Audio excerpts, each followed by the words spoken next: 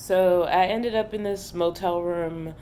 Yeah, it's not a great motel room, but it's fine, you know. It's at least like twice, maybe triple the size of my box truck, and I could not be more miserable. Um, it's just the not waking up with my stuff. You know, I have a fridge full of food. Um, that's just what I like to eat in the morning. You know, Mickey has his things. Mickey has not eaten since last night.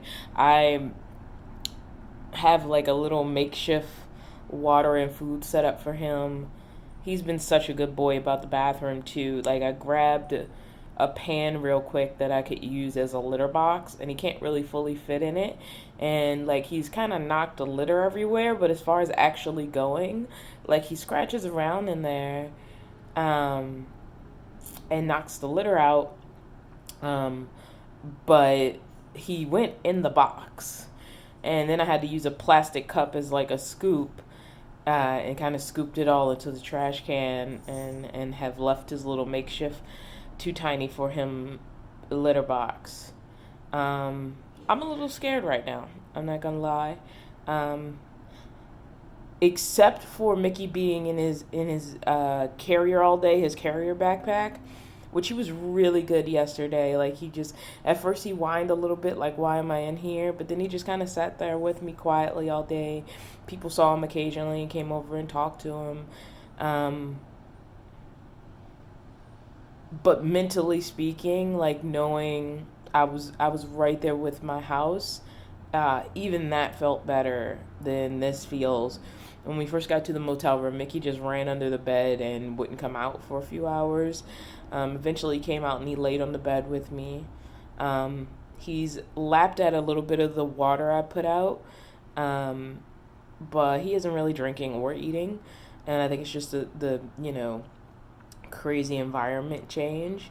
And this is why I tell people to always think deeply about getting a pet. I love my Mickey. I love having him. I would not ever, ever, ever, ever, ever want to be without him. But it's tougher watching him kind of not really understand why he can't be home, even then struggling myself with not being home. A lot of people talk about living out of their vehicle. You know, that's the appeal of the lifestyle, living out of your vehicle.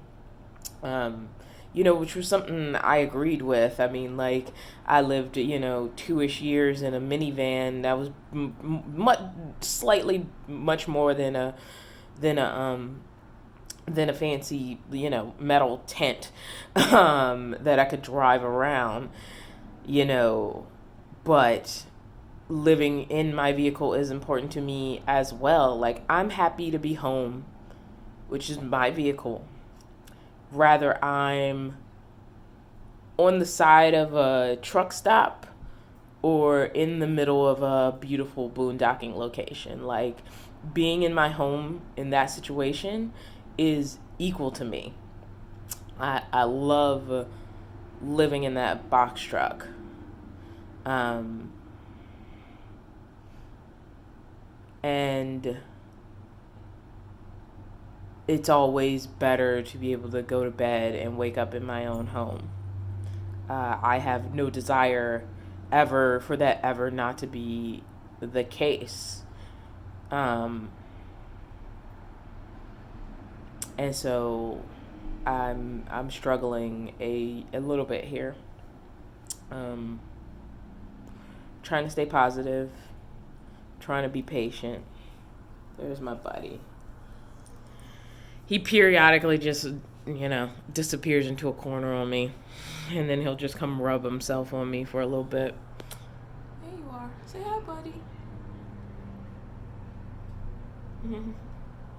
He doesn't really understand what's going on, but I'm just trying to keep food and water available for him to pick at as he so desires, and you know,